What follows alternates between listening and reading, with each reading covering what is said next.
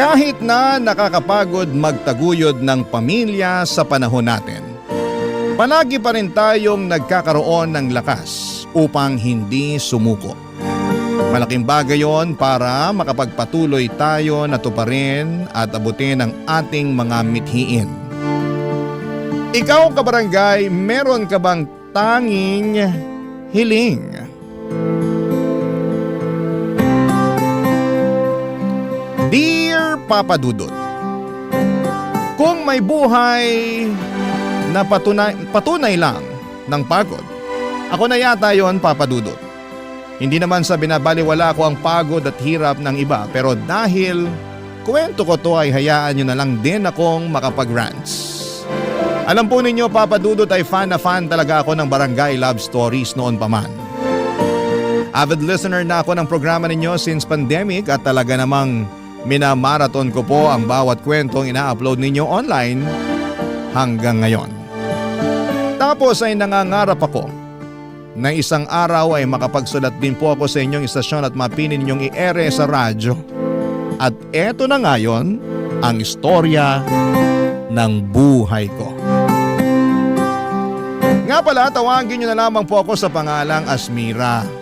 37 years old, taga Maynila. Magsisimula ang kwento ko 10 taon na ang nakakalipas. Kayod kabayo at kalabaw ako para maitaguyod ang lola at kapatid kong PWD. At may espesyal na pangangailangan. Wala rin naman akong ibang maaasahan na mga panahon na yon dahil dalawa lang kaming magkapatid. At ako ang panganay, Papa Dudut. Kaya naman kailangan ko talagang magsikap ng husto kahit nakakapagod.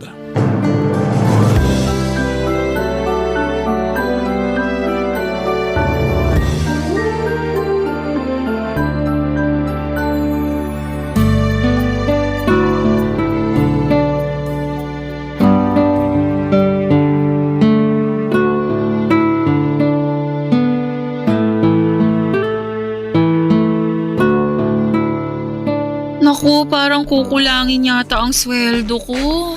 Asmira, bakit hindi ka pa natutulog? Anong oras na Tsaka ano pang ginagawa mo rito sa kusina?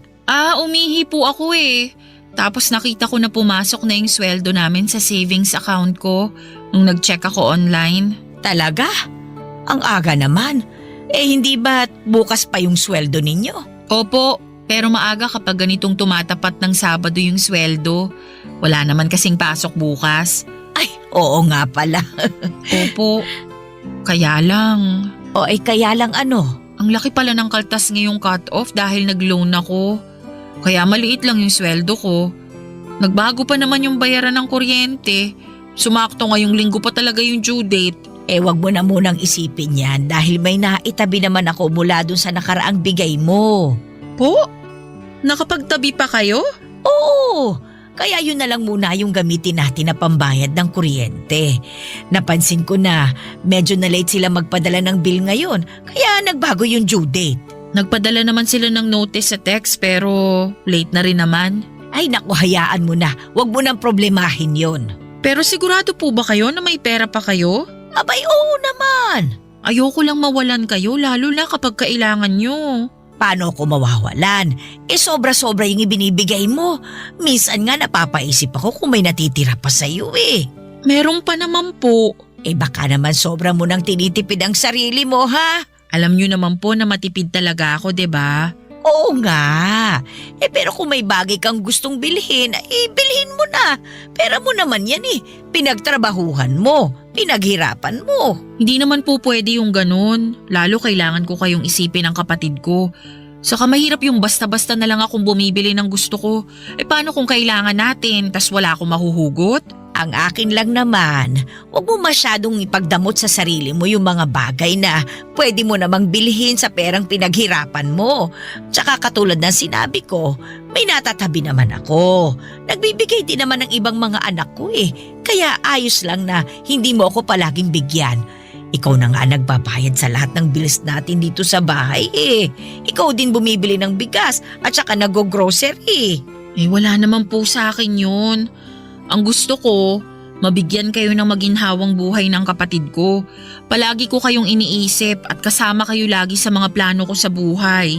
Kaya nga nagpapasalamat ako sa iyo ng husto kasi hindi ka nagsasawa na palagi kaming isama sa mga plano mo sa buhay. Ako po ang dapat magpasalamat dahil sa pag-aalaga ninyo sa kapatid ko. Hindi ko alam ang gagawin kung wala kayo. Sigurado mahihirapan akong magtrabaho kasi wala akong mapag-iiwanan sa kanya. Ay naku, wala yon. Apo ko naman yun eh. At saka pareho ko kayong mahal. Kumusta po pala yung kapatid ko ngayong araw? Di naman po ba naging makulit? Ay nako, nagwala nga kaninang tanghali kasi nagulat doon sa kapitbahay nating nagpatugtog ng ubod ng lakas. Natutulog kasi kaya ayun, sinumpong paggising. Hindi ko nga kagad napakalma, iyak ng iyak tapos naninipa pa. Hala, nasipa po ba kayo, Lola? Oo, pero hindi naman masyadong malakas. Grabe naman. Nagulat kasi siya eh. Ako nga rin nagulat. Patulog na rin ako noon kasi katatapos lang namin kumain. Kasalanan ng kapitbahay natin. Pero alangan namang sisihin ko sila, hindi ba? Birthday kasi nung isang anak, kaya nagkantahan. Kaya lang, ewan ko ba naman sa ibang mga tao, walang pakundangan kung mag-ingay. Akala yata sa bundok sila nakatira ng 1 kilometro pagitan sa mga kapitbahay eh. Parang kilala ko na kung sino sa mga kapitbahay natin yang maingay. Sino pa nga ba? Di pinabarangay natin kamakailan lang. Ay, grabe po talaga. Pero paano nyo napatahan yung kapatid ko? Yun. Binigay ko yung teddy bear na binili mo sa kanya. Ang sabi ko, kapag hindi niya yun inalagaan kasi panay ang iyak niya, ay iiyak din yun. Awa naman ng Diyos tumigil sa kaiiyak yung kapatid mo. Tapos nakita ko na lang na yakap-yakap niya yung teddy bear. Mahal na mahal niya yun kasi bigay mo. Ay, pero apo, gabi na. Matulog ka na. Bukas na lang tayo magkwentuhan. Tutal, wala ka namang pasok eh. Opo. Salamat po ulit sa walang sawang pag-aalaga sa kapatid ko ha. At sa akin na rin, Lola. Ay, wala yun. Pareho ko kayong mahal, apo.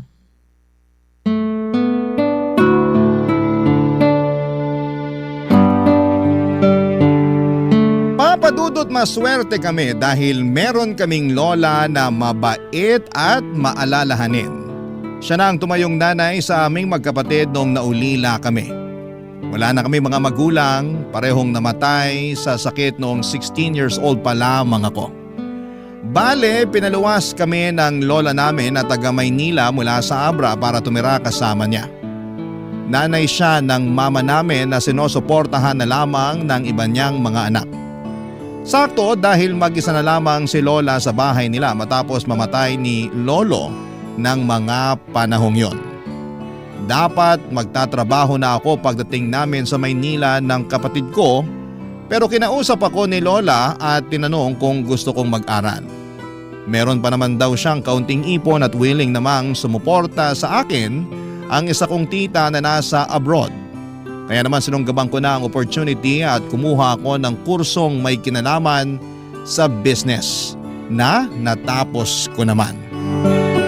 Fast forward, meron akong long-time boyfriend na mga panahong yon. Nagkakilala kami noong college at naging kami papadudot. Siya ang kasama ko sa lahat ng mahalagang parte ng buhay ko. Legal din kami sa mga pamilya namin at masasabi ko na siya talaga ang lalaking gusto kong pakasalan at makasamang bumuo ng pamilya. Kaya lang 2 beses na siyang nag-propose sa akin. Una ay noong 25th birthday ko at yung sumunod ay noong Valentine's Day ng 2014 papadudot.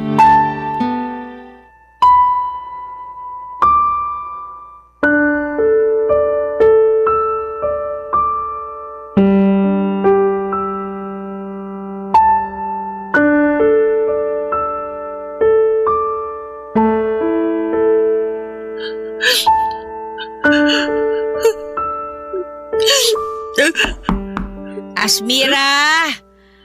Pwede ba akong pumasok? Opo, bukas po yung pinto. Ikaw pala yung naririnig kong umiiyak pagdaan ko sa pinto ng kwarto mo. Akala ko kasi guni-guni lang yun eh. Pero pinakinggan kong mabuti bago ako kumatok. Hindi naman po ako umiiyak. Napuwing lang po ako. Lokohin mo na lahat, wag lang ako. Baka nakakalimutan mo na. Ako na halos ang nagpalaki sa inyo ng kapatid mo. Kilalang kilala ko na kayo. Lalo ka na. Kaya magsabi ka sa akin. May nangyari ba kaya ka umiiyak? Teka, trabaho ba yan? Hindi po sa trabaho. Ay, saan nga? Baka makatulong ako. Pwede kitang mapayuhan. Salamat po, La. Pero hindi ko na talaga alam yung gagawin. Ay, naku naman. Sabihin mo na sa akin. Para naman alam ko. Kinakabahan ako sa iyo eh. Kalma lang po kayo. Paano ba akong kakalma? Lola mo ako. Sorry po.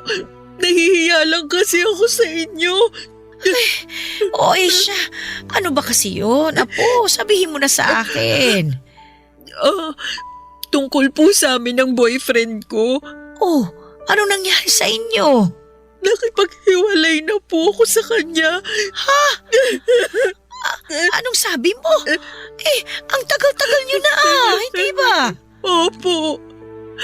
Pero tingin ko, kailangan na namin maghiwalay. Dahil hindi ko naman kayang ibigay yung kasal na gusto niya. Di ba? 2 beses na siyang nag-propose sa akin. Oo nga, naikwento mo nga sa akin yun. Kailan ka nga niya ulit niyaya?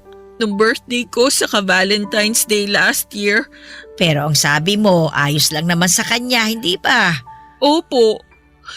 Kaya lang nagigilty ako noon. Alam ko na gustong-gusto na niyang magpakasal kami kasi yun na lang talaga ang kulang eh. Pangarap niya na magkaanak na kami at bumuo ng pamilya. Pero ako po yung hindi pa handa. Paanong hindi pa handa? Nasa tamang edad ka na naman para mag-asawa.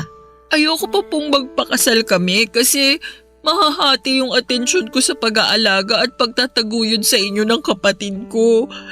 Ayaw pa naman niyang tumira kami rito pag nagpakasal kami kasi gusto niya doon na raw sa bahay na iririgalo sa kanya ng parents niya. Kinausap ko siya na hindi pa ako handa. Sabi niya naiintindihan niya, lalo na alam naman niya ang sitwasyon natin. Saka kilala niya kayo ng kapatid ko, kaya tiwala akong maiintindihan niya. Kaya lang kanina, inopen niya uli yung naiinggit siya sa katrabaho niya na may anak na raw at nakaschedule na yung binyag.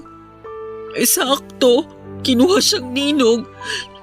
Tapos tinanong niya kung hanggang kailan ba daw siya maghihintay na maging handa ako para magpakasal sa kanya. Hindi ko siya nasagot. Tapos doon na kami nagtalo. Marami siyang sinabing masakit sa akin. Pinapili niya pa ako kung kayo ng kapatid ko o siya. Siyempre mas pinili ko kayo, kaya nakipaghiwalay na lang ako sa kanya. Ay, grabe naman yung pinapili ka niya. Pero apo, pasensya ka na rin ha. Kasi pakiramdam ko kasalanan namin ng kapatid mo kung bakit hindi ka pa makapag-asawa. Masyado ka kasing nakatali sa amin at sa mga responsibilidad mo sa pamilya natin. Wala po kayong kasalanan. Pinili ko kayo kasi pamilya ko kayo at mahal ko kayo. Nalulungkot lang ako dahil akala ko naiintindihan niya ako. Ang tagal na namin pero hindi pa rin pala. Sa bagay, hindi ko rin naman siya pwedeng paghintayin ng matagal. Lalo wala pang kasiguraduhan kung kailan ako magiging handa. Mas priority ko kasi talaga kayo ng kapatid ko. Salamat, apo. Pero nakakapanghinayang lang talaga yung tagal ng relasyon ninyo. Mabait naman yung batang yun. Akala ko ngayon siya na talaga ang mapapangasawa mo. Ako rin naman po. Pero siguro ganun talaga. Kailangan ko na lang mag-move on. At least, hindi na siya maiinip sa paghihintay sa akin. Ay, kaya nga lang. Hindi ko pa rin talaga mapigilang hindi malungkot. Kung nalulungkot kayo kasi mas pinili ko kayo ng kapatid ko kaysa sa kanya, wag na po. Sinasabi ko sa inyo na sa ngayon, hindi ko talaga priority ang pag-aasawa. Saka Lola, Kung talagang mahal ka, hindi ka pa pipiliin, di ba? Kaya naisip ko na baka sign na nga yun para maghiwalay kami. Oo, mahal ko pa rin siya. Pero hindi sapat yung pagmamahal na yun para manatili pa kami sa relasyon. Hayaan nyo na, makaka-move on din naman po ako.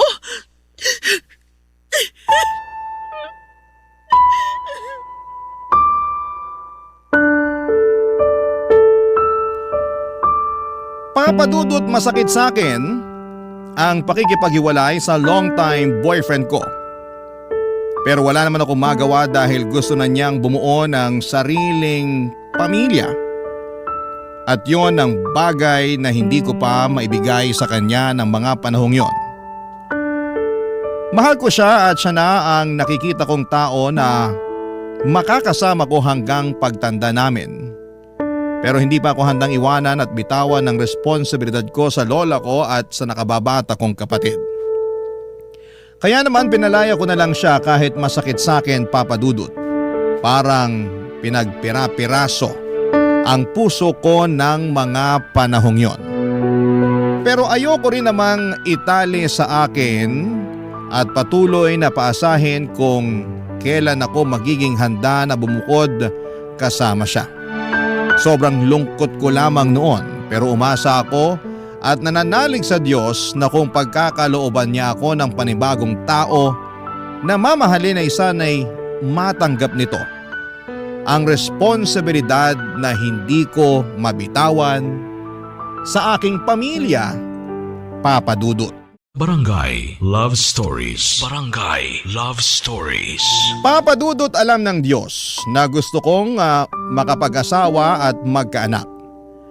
Pangarap ko na yon simula nagdalaga ako at yung bang balang araw ay makakakilala ako ng isang lalaki na mamahalin ako at pakakasalan.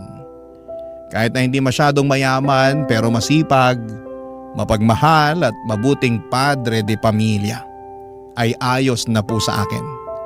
Kaya lang dahil sa paghihiwalay namin ng long-time boyfriend ko, aminado akong nagduda ako sa aking sarili kung may chance ba akong makapag-asawa at matupad ang pangarap kong magkapamilya. Pero 6 na buwan pagkalipas ng breakup namin ng ex ko ay meron akong nakilalang lalaki online. Nag-click kami at hindi nagtagal ay nagkita ng personal. Call center agent siya na nagtatrabaho sa Ortigas, Papa Dudut. Guwapo at katulad kong single na naghahanap ng bagong pag-ibig. Pagkatapos ng una naming pagkikita, sinabi niya sa akin na gusto niya akong ligawan. Bagay na pinayagan ko naman.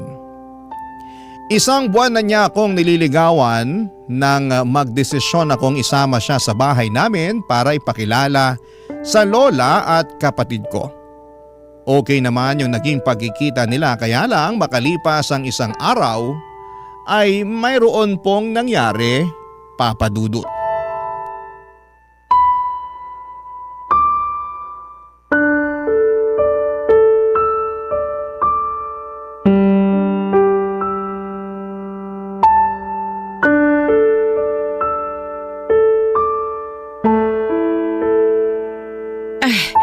Ano ba yung sinasabi mong hindi na nagparamdam sa'yo yung manliligaw mo?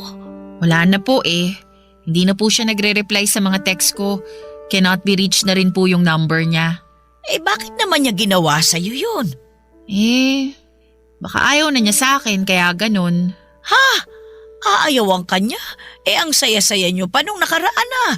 Sinama mo pa nga siya rito para ipakilala sa amin ng kapatid mo. Kaya nga po eh. Pero akala ko okay lang ang lahat, kaya lang mukhang mali ako. O ano ba sa tingin mo yung problema? Yung totoo po? Oo. Tingin ko nagbago yung isip niya na ituloy yung panliligaw sa akin matapos ko siyang dalhin dito sa bahay. Naisip ko na hindi pa siya handa sakaling maging kami, tapos mas priority ko kayo ng kapatid ko. Sobra naman yun. Akala ko pa naman masaya siya nung nagpunta rito sa atin.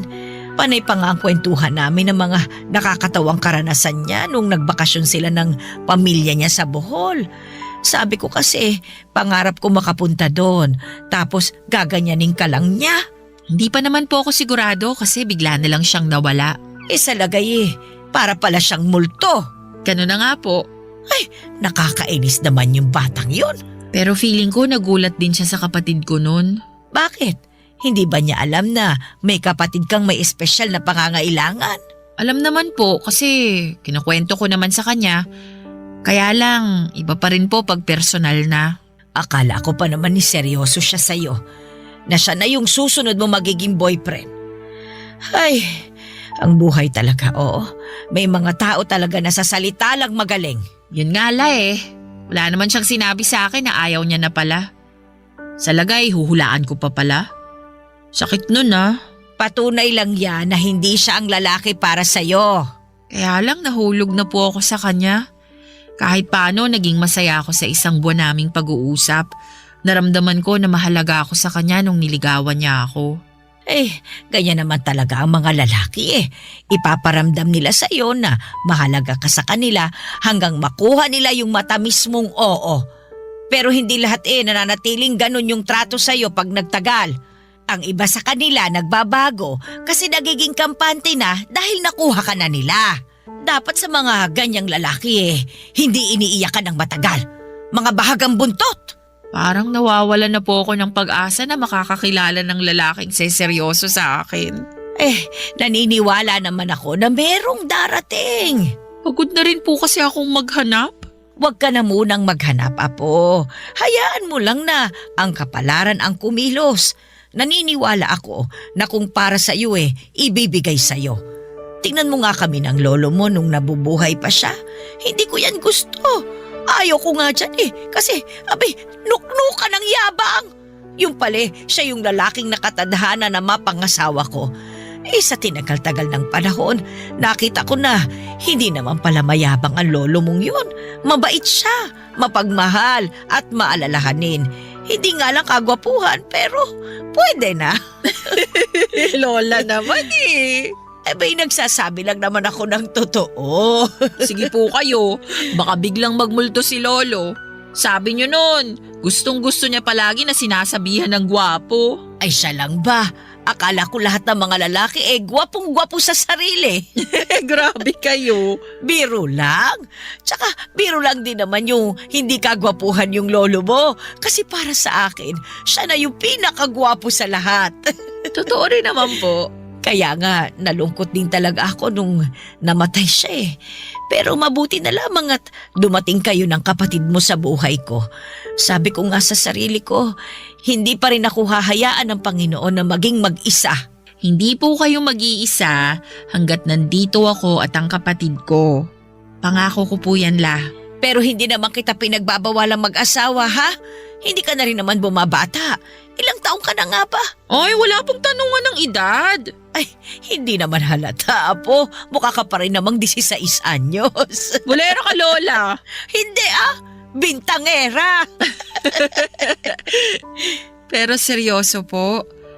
Salamat po kasi nandyan kayo para may makausap ako. Lalo na sa mga ganitong pagkakataon. Kahit na malungkot yung nangyari sa naunsyami kong love life, masaya naman ako dahil kasama ko pa rin ang pamilya ko. Para sa akin, kayo po ang mas mahalaga.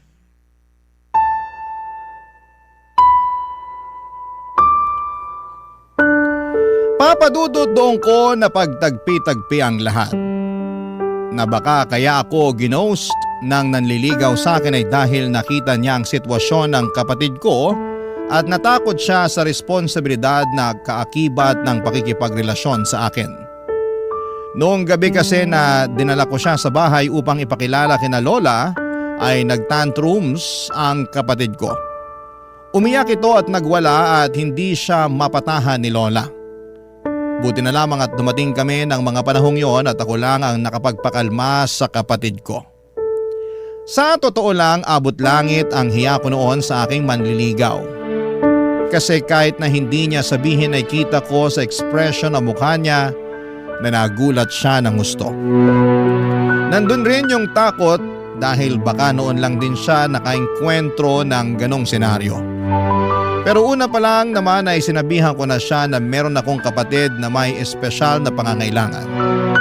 Okay lang siya ng okay noon. Naniwala at nagtiwala ako na maiintindihan niya ang sitwasyon ko pero doon ako nagkamali. At kahit na hindi pa nagiging kami ay nasaktan pa rin po ako. Plano ko pa naman na sagutin na siya kinabukasan. Pero may kasabihan nga na rejection is God's redirection. Ang ibig sabihin ay may mga bagay na hindi nangyayari dahil merong magandang plano ang Diyos para sa atin. Lumipas ang 5 buwan, nakilala ko si David. Bagong salta lang siya noon sa pinagtatrabahuhan ko. Pinalitan niya ang dati naming supervisor na paalis na ng panahong yon. Hindi ko naman siya boss, bali magkaibang department kami pero lagi kami nagkikita at nagkakasama sa mga management meeting, Papa Dudut. Naging close kami. At hindi nagtagal ay niyaya niya akong lumabas upang makipag-date, Papa Dudut.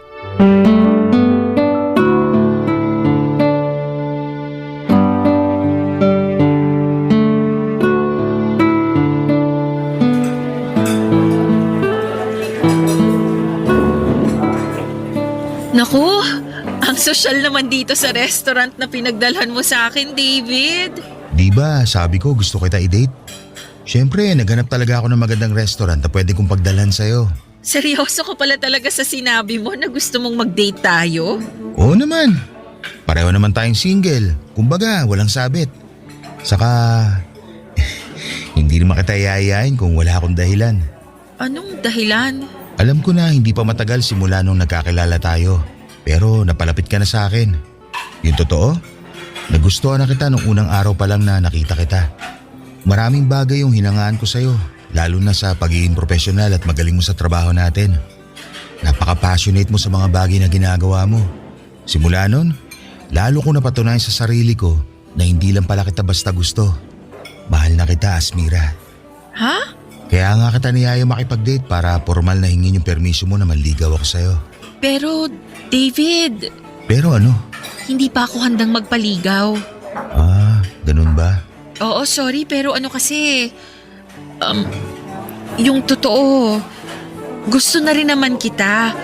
Kaya lang natatakot ako na baka pag nakilala mo na ako ng husto, ayawan mo na lang ako bigla sa dulo. Anong ibig mo sabihin? Dediretsuhin na kita ah. Hindi pa ako ulit handang magpaligaw kasi priority ko ang pamilya ko.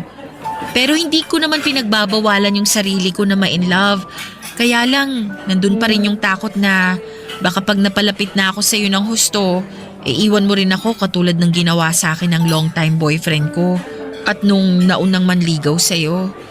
Iniwan nila ako kasi hindi nila matanggap yung responsibilidad ko sa lola at kapatid ko na may special needs. May kapatid ka na may special needs? Meron. Pwede ko bang malaman kung anong kondisyon niya? May cerebral palsy siya simula pagkabata at ako na yung nag-alaga sa kanya. Nung namatay ang mga magulang namin, tumira kami sa lola namin na taga Maynila. Siya ang nagbabantay sa kapatid ko tuwing nasa trabaho ako. Kaya nga malaki ang pasasalamat at utang na loob ko sa kanya. Kaso tumatanda na siya, humihina na ang katawan niya. At natatakot ako na baka isang araw hindi na niya kayanin na alagaan ang kapatid ko. Kaya nga nung hiniwalayan ako ng ex ko at ginost ng manliligaw ko, na-realize ko na saka na lang ako papasok sa relasyon. Unfair din naman kasi nabigyan ko sila ng responsibilidad sa pamilya na hindi ko mabitawan. Kaya sorry talaga kung hindi ko matatanggap yung panliligaw mo. Ngayon, mas naiintindihan ko na yung pinanggagalingan mo. Mahirap magkaroon ng responsibilidad na ganyan kabigat. Oo, pero hindi naman ako nagrereklamo kasi mahal ko yung kapatid at lola ko. Sa totoo lang, inspirasyon ko yung kapatid ko kung bakit ako nagsisikap sa buhay. Gusto kong magtrabaho ng magtrabaho para may pampagamot ako sa kanya. Gusto ko rin mag-ipon ng pera para pagdating ng araw, hindi kami mahirapan ni Lola sa pag-aalaga sa kanya. Plano ko kasing kumuha ng private nurse na titingin sa kanila ni Lola. Naniniwala ako na matutupad mo ang mga pangarap mo. Ngayon pa lang, sobra mo na ako napabilib. Salamat, David. Pasensya ka na ulit kung nireject kita ha. Ayos lang naman. At least, naging honest ka kaya magiging honest ulit ako sa'yo. Ano yun? Anong ibig mong sabihin? Hindi nawala yung nararamdaman ko para sa'yo. Dahil sa mga sinabi mo sa akin, mas lalo lang kitang minahal. Alam ko na hindi ka pa handa na tumanggap ng bagong pag-ibig sa ngayon. Pero handa naman ako maghintay na dumating yung araw na yon.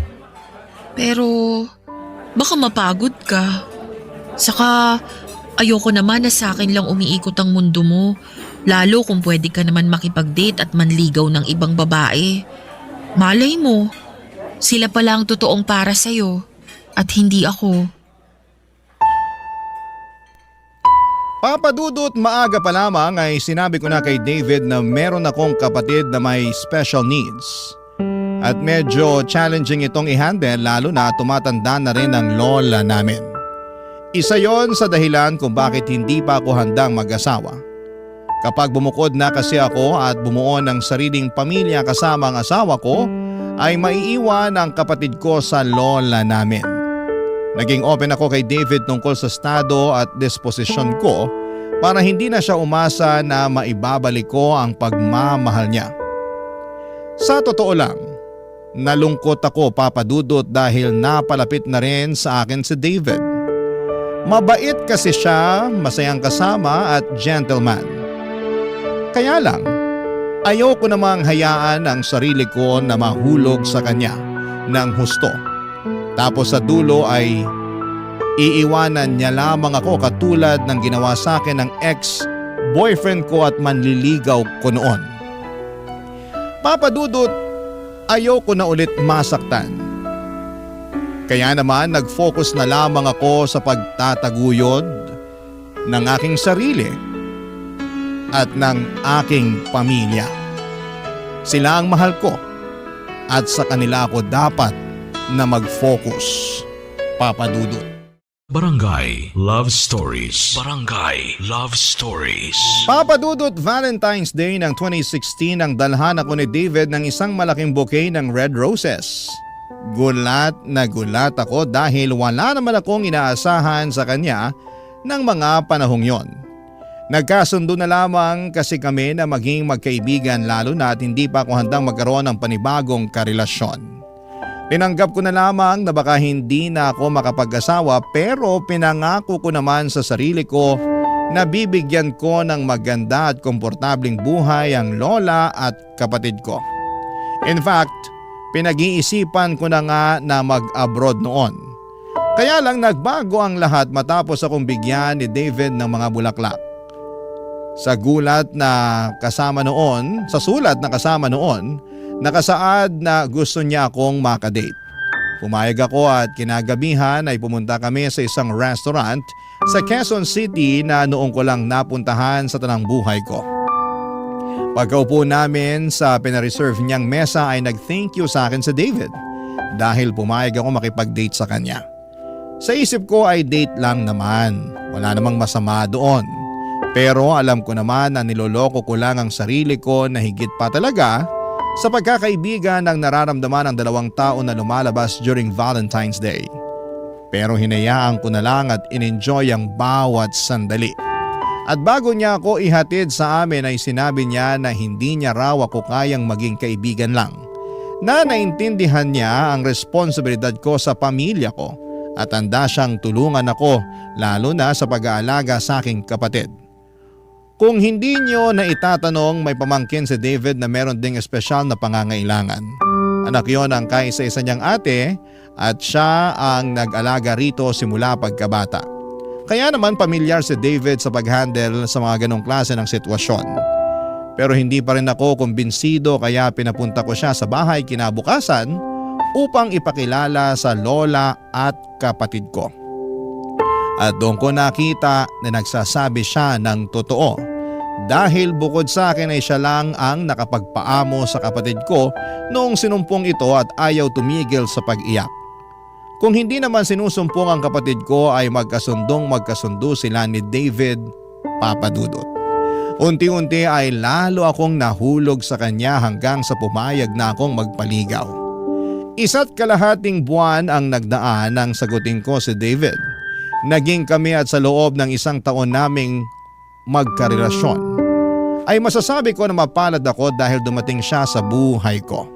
Nangako si David na kahit mag-asawa na kami ay hindi namin kakalimutan ang responsibilidad ko sa aking kapatid.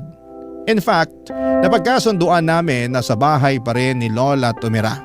Kaya noong June 2017 ay nag-propose ng kasal sa akin si David. Bagay na hindi ko na tinutulan. Sa susunod na taon ng 2018 ang plano naming pag-iisang dibdib, kaya lang makaraan ng 2 buwan simula nang ma-engage kami ay mayroong nangyari na kapwa namin hindi inaasahan. At yon ay nung nagkasakit ng malubha ang kapatid ko na sa huli ay hindi kinaya ng mahina niyang katawan. Papa Dudo, tuluyan ang kinuha sa akin ang pinakamamahal kong kapatid na siyang angkla ko sa buhay na ito.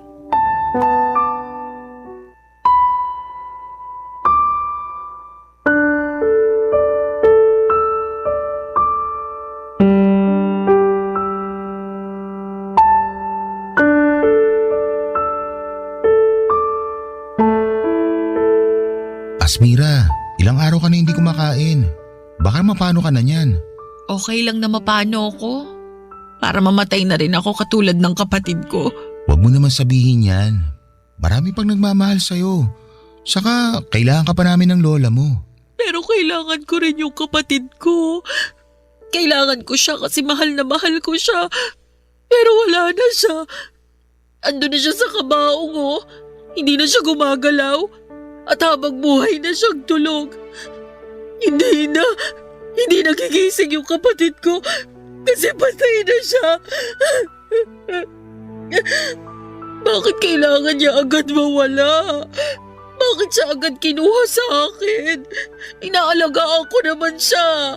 Ginawa ko naman lahat. Hindi ko rin alam ang sagot sa tanong mo. Pero isa lang naman ang sigurado. Baka pinagpahinga na siya ng Diyos. Bakit siya pagpapahingahin? Nandito naman ako. Hindi ko naman siya pinababayaan ah. Inaalagaan din siya ni Lola. Maraming nagmamahal sa kanya rito. Kaya bakit kailangan niya agad mawala? Sobrang unfair naman ng Diyos kung hindi niya nakikita yung mga pagsasakripisyo ko para mabigyan lang ng magandang buhay yung kapatid ko. Sobrang unfair niya kasi kinuha niya sa akin yung kaisa-isang tao na dahilan kung bakit ako nagsisikap sa buhay. Mahal na mahal ko yung kapatid ko, David. Kahit na may kapansanan siya at espesyal na pangangailangan, hindi ako nagsisisi na siya yung naging kapatid ko. Gusto ko ako pa rin na maging ate niya kahit na sa susunod na buhay. Napapagod ako sa trabaho at sa buhay na to. Pero kahit kailan, hindi ako napagod sa kanya. At alam niyo ng kapatid mo, Asmira. Sigurado ko na nagpapasalamat siya sa'yo ng gusto dahil meron siyang mabait at responsabling ate. Di ba, bago ako dumating, ikaw lang din naman ang nagpapakalma sa kanya. Alam ko yun. Nakita ko yun kasi pag nandyan ka, ngumingiti siya. Tapos tinuturo ka pa niya palagi. Patunay lang yun na sobrang malapit siya sa'yo. Oo, tapos hindi ko na ulit makikita yung ngiti niya. Yung maganda niyang mukha. Hindi ko na maririnig yung boses niya at yung mga pag-ungol niya pag may tinuturo siya na gusto niya na kunin. Pati yung tawa niya pag masaya siya. Lahat yun, kasama na niyang malilibing. Hindi ko na makikita ang kapatid ko dahil wala na siya sa piling namin ni Lola habang buhay. Naniniwala ako na kahit hindi na natin siya kasama sa buhay na to, mananatili pa rin siyang buhay sa mga puso natin. Alam mo, kahit na sandali pa lang kami nagkakasama ng kapatid mo naging malapit na rin siya sa akin. Napamahal na ako sa kanya kaya nga sobrang sakit din sa akin itong biglang pagkawala niya. Pero alam ko, naniniwala ako, nakasama pa rin natin siya anumang mangyari. Hindi nga lang natin siya nakikita, pero hindi naman talaga siya nawala. Iisipin ko na lang na nakapagpahinga na siya sa piling ng Diyos. Na wala siyang sakit na nararamdaman at nararanasan para kahit paano mapanatag ako at mabigyan ng konting peace of mind sa pagkawala niya. Thank you, David, ha? Sa lahat-lahat. Sa pagmamahal sa kapatid ko. sa pagtrato sa kanya ng tama at mabuti. Sa mga tulong mo sa amin ni Lola, lalo nung araw na iniwan na kami ng kapatid ko. Sobrang down ako noon kaya hindi ko na alam yung gagawin. Buti andyan ka para ayusin yung mga papeles niya at pagbuburulan. Maliit na bagay lang yun kumpara naman sa pagsasakripisyo mo para sa kapatid mo nung nabubuhay pa siya. Walang kaso sa akin ng tumulong, lalo na't mahal ko ang kapatid mo. Salamat pero hindi maliit na bagay yung ginawa mo at patuloy mo pa rin ginagawa. Kaya salamat talaga. Hindi ko alam ang gagawin ko kung sakaling wala ka. Hindi ako mawawala. Palagi ako nasa tabi mo para tulungan at damayan ka. Tandaan mo, hindi ka na nag-iisa. Oo, lagi kong tatandaan yan. Buti naman. Pwede bang kumain ka na? Nag-aalala na ako sa'yo eh. Wala pa rin akong gana eh. Pero sige, susubukan ko. Kakain ako kahit konti. Papadudot ang sakit-sakit mawala ng kapatid. Hindi ko alam kung paano pa ako uusad ng mga panahong yon. Masyado rin kasing mabilis sa mga pangyayari at nagkaroon siya ng pulmonya at nagkaroon ng komplikasyon.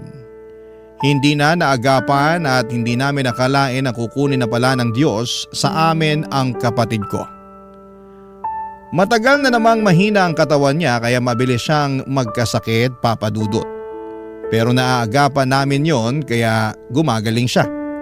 Kaso sinabi na rin ng doktor na kusa nang bumigay ang katawan ng kapatid ko at wala na akong nagawa nung agawin siya ng kamatayan. Pakiramdam ko po noon ay gusto ko na rin mamatay lalo't wala na ang angkla ko. Sa totoo lang kahit minsan ay nakakaramdam ako ng pagod sa pag-aalaga at pagtataguyod sa kapatid ko ay mahal na mahal ko pa rin siya. Siya ang inspirasyon ko at dahilan para magpatuloy sa buhay. At nung nawala siya, pakiramdam ko ay nawala na ako ng direksyon sa buhay at pag-asa na makakausad pa. Pero buti na lamang at nandyan sina Lola at David. Naging sandalan ko sila sa oras na nangihina ako gawa ng pagkamatay ng kapatid ko.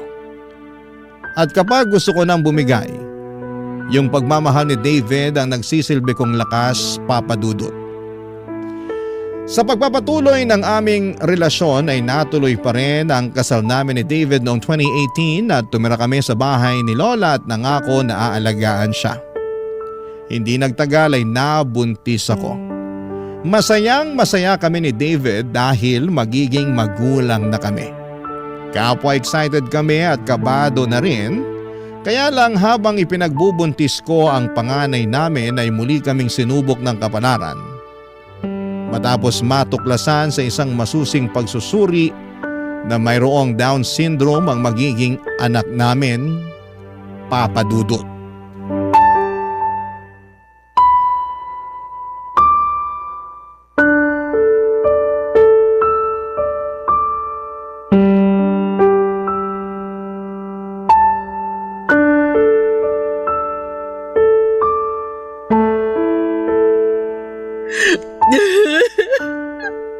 Han, paano? Baka mapano ka naman. Nag-aalala ako sa'yo eh. Ang hirap lang kasing tanggapin, Han. Bakit sa anak pa natin nangyari yun? Bakit siya pa? Iniingatan ko naman siya eh. Pero bakit? Hindi ko rin alam pero alam ko iniingatan mo siya. Siguro ganun talaga. Tingin mo, pinarurusahan tayo ng Diyos? Kaya binigyan niya tayo ng anak na may espesyal na pangangailangan? Hindi ah. Hindi. Pero bakit nga kasi yung anak pa natin? Ewan ko Han. Pero naniniwala ako na walang bata ang deserve na makatanggap ng ganong sakit. Oo, kasi alam kong mahirap dahil napagdaanan na yun ng kapatid ko at ng pamangkin mo. Natatakot lang ako para sa anak natin. Lalo na't hindi na magiging normal sa kanya ang lahat. Simula pa lang sa araw na isilang siya sa mundong to. Natatakot din naman ako pero kailangan pa rin nating tatagan ang loob natin. Hindi pwede na tayo mga magulang niya ang unang-unang panghihinaan. Hindi kawawa ang anak natin dahil may espesyal siyang pangangailangan. Magiging kawawa lang siya pag pinabayaan natin siya. Tama ka. Totoo lahat ng mga sinabi mo. Pasensya ka na sa akin. Hindi ko naman intensyon na maapekto ng husto sa nalaman natin eh. Naiintindihan ko yung takot mo bilang nanay.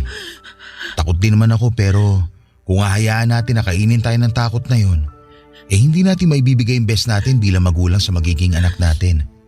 May dahilan kung bakit pareho tayo nagkaroon ng karanasan sa pag-aalaga na may mga special na pangangailangan.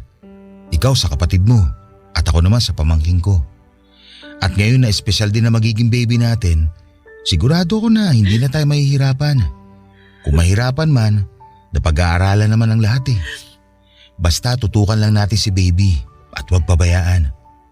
Kahit na anong mangyari, anak natin siya at mahal natin siya. Oo, anak natin siya at mahal natin siya. Hinding-hindi yun magbabago kahit na ano pang itsura niya. Ganun na nga. Saka hiniling natin siya sa Diyos. At ngayon binigay niya na sa atin yung panalangin natin. Dapat masaya tayo, hindi ba? Masaya naman ako, pero hindi ko lang napigilan yung bugso ng damdamin ko. Alam ko kasi yung hirap at pagod sa pag-aalaga ng bata na may espesyal na pangangailangan. Oo, pero hindi ka naman mag-iisa sa pag-aalaga sa anak natin. Andito ako. Andyan si Lola. Tutulungan ka namin, Han. Kung noon mas nakakapagod dahil kailang dalawa ni Lola nag-alaga sa kapatid mo. Pero ngayon kasama niyo na ako. Sisiguraduhin ko na magiging mabuting padre de pamilya ako para sa inyo ng anak natin. Mamahalin ko kayo at aalagaan sa abot na makakaya ko. Hindi naman yung sinumpaan ko sa altar nung kinasal tayo, hindi ba? Naniniwala ako na hindi tayo bibigyan ng Diyos ng pagsubok na hindi natin malalagpasan. Magtiwala lang tayo at maniwala na magiging maayos ang lahat. Salamat, kasi gumaan ng husto yung loob ko. Sobrang bigat kasi ng pakiramdam ko nung sinabi ng OB natin yung kondisyon ng magiging anak natin. Bumigat din naman yung pakiramdam ko. Nalungkot ako at napatanong sa Diyos. Pero habang nasa biyahe tayo kanina, narealize ko na mas kailangan tayo ng anak natin kaysa habang buhay na isipin kung bakit sa dinami-rami ng mga masamang tao sa mundo, siya pa talaga yung binigyan ng ganung sakit. Kaya unti-unti tinanggap ko na espesyal na ang anak natin simula pa lang. Alam mo ba, nung sinabi mo sa akin na buntis ka, mas lalo lang siya naging espesyal para sa akin. Kaya hindi na importante magiging kalagayan niya paglabas niya sa sinapupunan mo. Basta, kahit na anong mangyari, hinding-hindi ko kayo pababayaan ng anak natin. Kahit na wala pa yung anak natin, hindi mo naman kami pinabayaan ni Lola. Thankful kami kasi dumating ka sa buhay namin. Thankful ako lalo dahil naging asawa kita. Salamat talaga, Han. Walang anuman yun. Thankful din naman ako kasi naging asawa kita. Kaya huwag ka na masyado malungkot ha. Kakayanin natin to. Kakayanin natin. Basta magkasama tayo.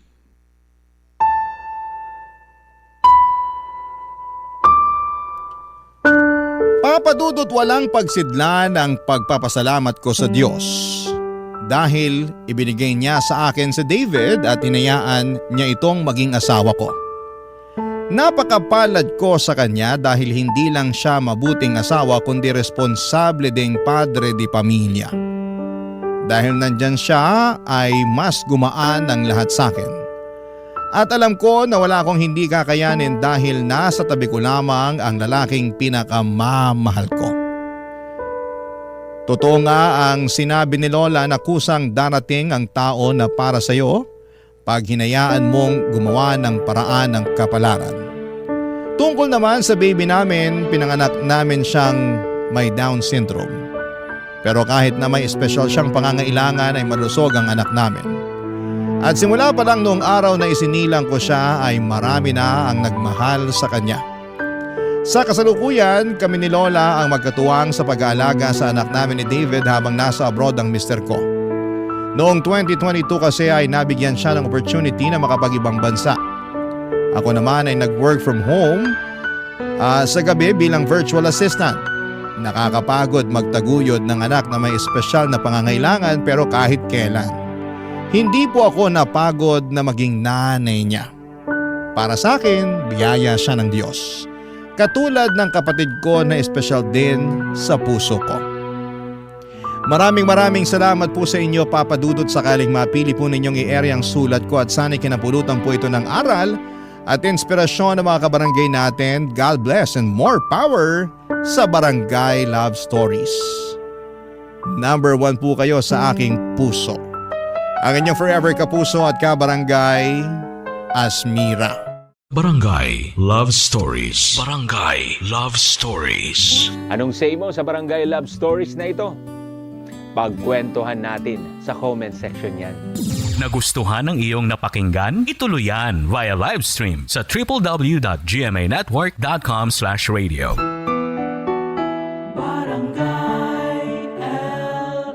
In Mega Manila, 97.1. Forever.